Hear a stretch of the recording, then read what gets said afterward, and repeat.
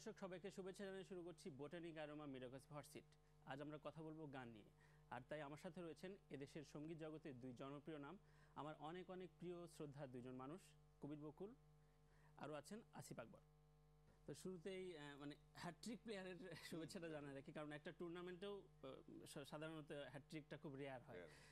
আমি ছোট্ট একটা প্রশ্ন করবো, আমি আস্তে আস্তে ভাবছিলাম যে হ্যাট্রিক বা নিজের সাফল্য একটা চূড়ান্ত সীমা থাকে না, যে সীমার পরে পাওয়ার তো আর কিছু নাই, এরপরে গান লেখালেখি বা কাজকর্মের কি একটা গতিটা ধীর হয়ে আসে কিনা? মানে ভাইয়া তোমার মানে নিজস্ব এক্সপিরিয়েন্সটা একটু যদি শেয়ার করতাম। আসলে মানে সবাই তো তার কাজের স্বীকৃতি চায়। হ্যাঁ। তো আমার বিষয়টা কি হয়েছে যে আমি আমার জীবনে যতটুকু আমার প্রত্যাশা ছিল সব বিষয়ে আমি যেগুলো স্বপ্ন দেখেছি, কেন যেন মানে আল্লাহ, আমি মনে হয় সহায় বা মা বাবার দোয়া আছে, আমার সবগুলো স্বপ্নই পূরণ হয়ে গেছে এবং আমি যা প্রত্যাশা করেছি তার চেয়েও বেশি আমার প্রাপ্তি। তো এই জন্য আসলে এই মুহূর্তে আমি কিছুটা কিংকর্তব্য বিমূঢ় যে আচ্ছা, সামনে কি করব বা কি করা উচিত, বা আমার দায়িত্ববোধ বা দায়বদ্ধতা কি বেড়ে গেল, এই দুশ্চিন্তায় কিন্তু কাজের পরিধিটা কোন পর্যায়ে নেব, আমার কাজটা অনেকটা থেমেই গেছে মনে হয় আর কি। আচ্ছা আচ্ছা আচ্ছা। আমি যদি আমি জানি যে দুজনের ক্যারিয়ার বা বলি নিজস্ব সম্পর্ক দীর্ঘদিনের, সেই ক্ষেত্রে বকুল ভাইয়ের এই সাফল্য সম্পর্কে আসিফের ছোট্ট মন্তব্য নিয়ে। প্রথমত তোমাকে ধন্যবাদ, বকুল ভাইকে আন্তরিক অভিনন্দন। হ্যাট্রিকটা আসলে ডজনও হচ্ছিল, আচ্ছা, আনফরচুনেটলি হ্যাট্রিক হলো আর কি। আমি হ্যাট্রিক খুশি না, কারণ বকুল ভাইয়ের এই পুরস্কার পাওয়ার যোগ্যতা আজ থেকে আরো 10-12 বছর আগে ছিল। যাক, আমি একটু আসবো যে চলচ্চিত্রের গান নিয়ে আমরা প্রায় মিডিয়া গসিপে আলোচনা করি যে চলচ্চিত্রের অবক্ষয়ের কথা। এখনকার অবস্থা গানের চলচ্চিত্রের প্লেব্যাকটা মানে টোটাল চিত্রটাই আসলে খুবই একটা ক্রান্তিকাল যাচ্ছে, কারণ বিভিন্ন সময় তো উত্থান পতন থাকবে সবকিছুরই, কিন্তু ওই উত্থান পতনের মধ্যে দিয়ে আবার একটা ভালো সময় পেরিয়ে আবার আমরা একটা মনে হয় একটা দুর্যোগের মধ্যে পড়েছি। কারণ এখন সেটার অনেকগুলো কারণ আছে, কারণ এখন যারা লগ্নি করে চলচ্চিত্রে ওই ধরনের লগ্নিকারক আসলে অনেক কমে গেছে। একটা নায়কই যদি বা সপ্তাহের কন্টিনিউ 2টা করে ছবি, বা দেখা গেল যে মাসেই সব তার ছবি মুক্তি পাচ্ছে, মানুষ তো পর্দায় এক নায়ককে বারবার দেখতে, যতই ভালো অভিনয় করুক, ও খুব ভালো অভিনেতা, সব কিছুই ভালো, তারপরে মনে হয় কোথায় যেন আমাদের একটা কম্পিটিটর থাকলে আসে না তো, যে ও কেমন করছে দেখার ব্যাপারটা। তো সেই জায়গায় চলচ্চিত্র কিন্তু এক জায়গায় একটা থেমে গেছে, যার জন্য ছবি মুক্তি পেয়ে দেখা গেছে যে বাণিজ্যিক সাফল্য ঠিক আসছে না। আচ্ছা আচ্ছা, এই সূত্র ধরে আমি সাকিবের যদি আসি, যে সাকিবের যে সাফল্যের মানে তুঙ্গে যখন ছিল, তখন কিন্তু স্বীকৃতি বলি বা সম্মাননা বলি আসিফ, তখন কিন্তু সেই সম্মাননাটা পাওয়া যায়নি বা আমরা নিউজ কিন্তু পাই নাই। এখন আমরা নিজেরাও জানি যে সাকিব গত 1 বছর ধরে একটু মানে সবাই সার্চিং যে সাকিবের অল্টারনেট কে আছে। আমার মনে হয় আমি প্রশ্নটা বোঝাতে পেরেছি। সেই ক্ষেত্রে সম্মাননার বিষয়টা তোমার কাছে মূল্যায়নটা কি? প্রথমে অভিনন্দন সাকিবকে, অনেক অনেক অনেক অনেক পরে এসে পেয়েছে, পাওয়ার যোগ্য অনেক পরে এবং পেয়েছে, তার অনেক ফিল্ম চালিয়ে যাওয়ার জন্য তার একটা কন্ট্রিবিউশন আছে আমাদের ফিল্ম ইন্ডাস্ট্রিতে। আর দ্বিতীয়ত হচ্ছে বিকল্প আসলে যদি কেউ না আসে বা কেউ যদি না বের করতে পারে, তাহলে তো এটা কারো ব্যর্থতা না, এটা সাকিবের কৃতিত্ব। কারণ আমি ঠিক উল্টা পিঠে বলতে পারি, সাকিবের যে অবস্থা এখন, মানে গত কয়েক বছরে অডিয়েন্স, আমি যখন আসি তখন কিন্তু আমার প্রত্যেক মাসে 2-3 অ্যালবাম বেরোতো। হ্যাঁ, তখন আমাকে এজাজ খান স্বপন বলেছিলেন যে তুমি ইন্ডাস্ট্রি ধ্বংস করে দিলা। আমি বললাম কেন? বললো যে তুমি একের পর এক অ্যালবাম বের করছো, অন্যান্য আর্টিস্টরা তো সুযোগ পাচ্ছে না বা অন্য কোম্পানি নিতে চাচ্ছে না, তোমাকেই চাচ্ছে, বা তোমাকে কাউন্টার দিতে গিয়ে অ্যালবাম করছে, ওগুলো অ্যালবামগুলো ব্যবসা হচ্ছে না। তো এখন আমি আমার কাজটা করব, এখন আমার কাউন্টারে কি হবে এটা চিন্তা করে আমার লাভ নেই। কিন্তু অবশ্যই বকুল ভাইয়ের কাছে আমি আমার নিজস্ব এক্সপিরিয়েন্স থেকে একটা প্রশ্ন হচ্ছে, গাজী মাজহারুল ভাইয়ের পরের প্রজন্মে আমাদের মানে গুরু বলি কবির বকুল, বা আমরা যার কাছ থেকে দেখে শিখেছি যে বকুল ভাইয়ের মতো কিছু কিছু করব আর কি। এই এই এই সেক্টরে কিন্তু আমরা বিনোদন সাংবাদিক অনেকে আছে যারা গান লিখে, এই চর্চাতে আবার কিছুটা বিভ্রান্তিও দেখা যাচ্ছে। গত গত 2 পর্বে 2জন সাংবাদিক বলেছে যে এখন কাভারেজের বিনিময়ে গান বা সাংবাদিক না গীতিকার একটা বিভ্রান্ত তৈরি হচ্ছে। যদি বলি সঞ্জীব দা, কবির বকুলের পরে তাদের দেখে বিনোদন সাংবাদিক গীতিকার হতে শিখেছে সহজ ভাষায়। সেই ক্ষেত্রে এখনকার যারা আমরা লিখছি, তোমার কি কোনো প্রশ্ন বা কোনো ধরনের দ্বন্দ্ব আছে নাকি এখনকার যারা আমরা লিখছি তাদের বিরুদ্ধে? প্রথমে বলি যে গাজী ভাইয়ের কথা পরিপ্রেক্ষিতে আমার নামটা আসছে।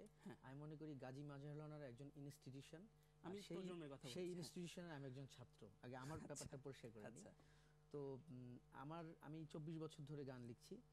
তারপর আমার মনে হয় যে প্রত্যেকটা দিনই আমার শিক্ষাকাল আর কি, শিক্ষানবিশ সময় পার করছি। তো সময়ের পরিপ্রেক্ষিতে তো অনেক মানে অনেকেই আসবেন। এখন নতুন প্রজন্ম অনেকে আসছেন। এখন তুমি যেমন গান লিখছো বা অনেকেই গান লিখছে, তা আমি আসলে সাংবাদিক লেবাসটাকে লাগিয়ে এটাকে অনেকে যেটা বলছেন সেই বলাটা, আমি তোমার যদি হাত ভালো থাকে, তুমি যদি ভালো লিখো, সেখানে সাংবাদিক কোনো ইয়ে করে না, কিন্তু ম্যাটার করে না। এটা তোমার কোনো বিশেষণ তৈরি করে না, তোমার যোগ্যতা দিয়ে তুমি এগিয়ে যাবে।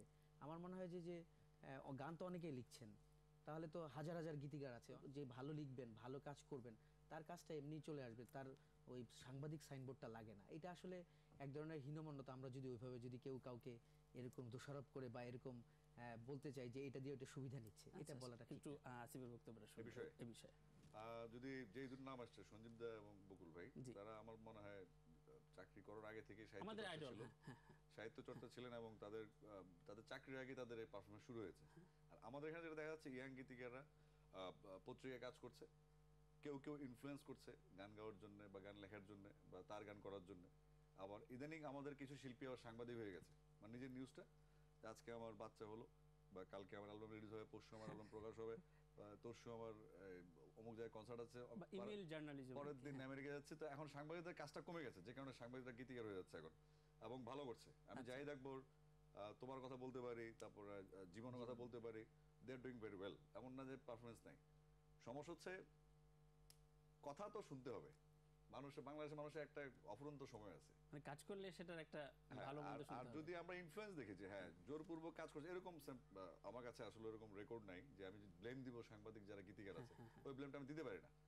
কারণ যারা কাজ করে, যেমন জাহিদ আকবরের একটা গান আছে সম্ভবত ডুব গানটা, অদ্ভুত সুন্দর একটা গান, হাইওয়ের গান, এবং জাহিদের গান আমিও গেয়েছি, জীবনের গান আমিও গেয়েছি, জীবন প্রথম গানটা আমার গাওয়া। তো সুতরাং এদেরকে আসলে টিআই অন্তর ফেলে দেওয়া যাবে না। তো এখন সমস্যা হচ্ছে এই সাংবাদিকতাকে ভয় পেয়ে যদি শিল্পীরা সাংবাদিকদের গান করে ফেলে, করে শিল্পীরাই পরে সাংবাদিকদের গালিগালাজ করে। যখন আমি আসিফ একটা তানভীর তারে গান গাবো, তখন আরেকজন মনে করবে যে ভয়ে আসিফ তানভীরের ভয়ে লিখবে দেখে গানটা গাইছি। এটা কিন্তু আমি বলি না, তুমি বলো নাই, এটা এমনি ছড়া যাচ্ছে। এই ধরনের তৃতীয় পক্ষের কথাবার্তা আসছে, যেগুলো কান দেওয়া মোটেও উচিত না। যাক, এবার একটু গানের প্রসঙ্গে আসি। হচ্ছে প্লেব্যাকের, যেটা আমি নিজেও দেখেছি যে যখন তুমি আমাকে পাঠাতে বা কোনো কাজে, শ্রুতিতে একটা আড্ডা বসতো, অর্থাৎ গানের প্ল্যানিং নিয়ে। সেই আড্ডাটা এখন যেহেতু সফটওয়্যার বেস, সবাই মিউজিক যেহেতু ঘরে ঘরে, মেইলে কেউ গান পাঠিয়ে দিচ্ছে, সেখান থেকে শুরু হচ্ছে, আবার ফোনে শুনছে, এই আড্ডাটা কমে গেছে। এখনকার প্রেক্ষাপটটা মানে কেমন লাগে? যেহেতু দুইটা মানে আসলে তো এখন তো আমরা অস্থির একটা সময় পার করছি, হ্যাঁ, এই আকাশ সংস্কৃতির যুগে, যেটা প্রভাবিত যে আমরা আসলে কোনো কিছুতে স্থির না, যেন মানুষের সময় খুব কম। সময় কমে যাওয়ার কারণে যান্ত্রিক জীবনে আমরা ঢুকে গেছি বলেই ওই আগের সেই পরিবেশটা আর কি, এটা এখন না। এখন সবাই চায় যে কালকের মধ্যে গানটা করে দাও। তখন যদিও আমি মনে করি যে আমি চলচ্চিত্রের গান লেখা, যেহেতু ছবির গল্পের প্রয়োজনে গান আসে, আমি অবশ্যই গল্পটা শুনে নিয়ে লেখার চেষ্টা করি। কিন্তু আমার সৌভাগ্য যে আমি বাংলাদেশের সত্য শাহ, সুবল দাস, ওনাদের সঙ্গে কাজ করার আমার সৌভাগ্য হয়েছে। তো ওনাদের সঙ্গে কাজ করতে গিয়ে যে দেখেছি যে একটা সিটিং যেটা ছিল, এটা আমার অনেক এনজয় করতাম, যে সবাই মিলে বসে সবার চিন্তা ভাবনাটা নিয়ে তারপর ওখানে বসে আমি গান লিখছি। ওই গানটা সবাই দেখে বলছে যে না, এই জায়গাটা চেঞ্জ করতে হবে। অনেকে বলছে, বা এক সিটিং একবার লিখেছি বলেছে ফার্স্ট ক্লাস। তো এখন যারা আসছেন তারা কিন্তু এই জায়গাটা পাচ্ছেন না। অতএব এই লং রান করার জন্য বা চলচ্চিত্রে একজন গীতিকার হওয়ার জন্য কিন্তু এই জিনিসটা খুব প্রয়োজন। যাই হোক, সেই কাটাছেড়া বোধহয় এখন সফটওয়্যারে হয় জানি না। আমি একটু আসিফের কাছে আসবো, সেটা হচ্ছে লাইভ বা সরাসরি অনুষ্ঠান নিয়ে আমরা মিডিয়া ওয়েবে প্রায় কমন টপিকস রাখি, যে অনেকে এখন বিভ্রান্ত হচ্ছে, কেউ যেতে চাচ্ছে না। এখনকার শিল্পীদের এই লাইভ নিয়ে যে ভীতি, এই বিষয়ে আমি একটু খোলামেলা কথা শুনতে চাই। ইনফ্যাক্ট আমার কোনো ভীতি নেই, কারণ আমাকে যদি কেউ গালি দেয়, আমিও তাই গালি দেবো, এটা স্বাভাবিক। আমরা যারা মোবাইল ফোন ইউজ করা শিখেছি, আমরা টেলিফোনে কিভাবে টেলিভিশন চ্যানেল ঢুকতে শিখেছি,